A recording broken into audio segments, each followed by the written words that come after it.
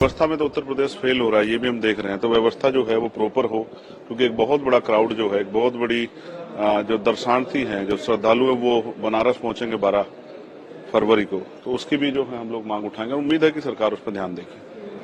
कुंभ को लेकर भी अभी भी कुछ लीडर्स बोले कि हम लोग, कांग्रेस कह रहा है कि हम इस बात को रखेंगे कि कुंभ में जिस तरीके से ये उस पे भी नहीं, उस पर चर्चा होनी चाहिए। उस पर चर्चा ये होनी चाहिए कि नाम बड़े और दर्शन छोटे।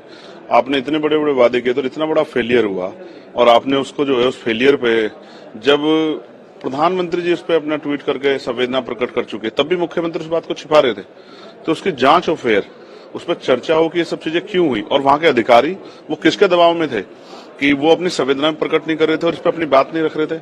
कुंभ के साथ साथ यहाँ बागपत में भी जैन समाज के जो श्रद्धालु हैं, उनके कार्यक्रम में जो है 16-17 लोगों की जान की खबर है कि वो गई, और बहुत सारे लोग घायल हैं। उनको क्या मुआवजा मिला? जिस तरह आपने कुंभ में जो लोग दर्शन श्रद्धालु जो इनकी जान गई, जिनके परिवार ने अपने लोग खो दिए, उनको आपने मुआवजा दिया, तो यहाँ आपने क्या मुआवजा दिया? तो आप जो है मुआवजा देने में भी जो गैर बराबरी कर रही है, इस पे भी जो है हम लोगों ने सवाल रेज किए।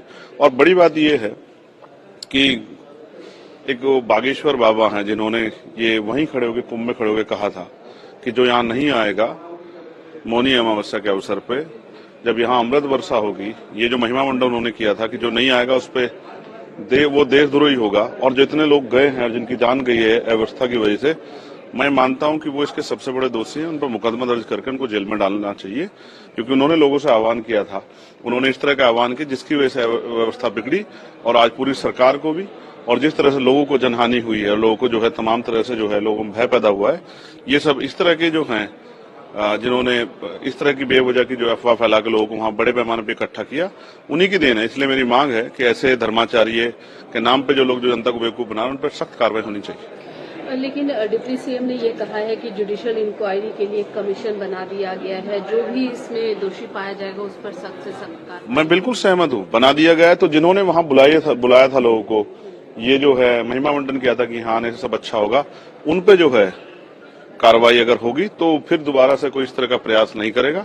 और उन सरकार के मंत्रियों को मैं उनके भाषा शैली के लिए भी खेद प्रकट करूंगा कि उनके कुछ मंत्री कह रहे हैं कि ये छोटी मोटी घटना है। छोटी मोटी घटना नहीं है, बहुत लोगों की जान गई है और एक बहुत बड़ा जो है भय पैदा हुआ है। छोटी मोटी घटना नहीं। सरकार जो है, सरकार के मंत्री अपने शब्दों में संयम रखें।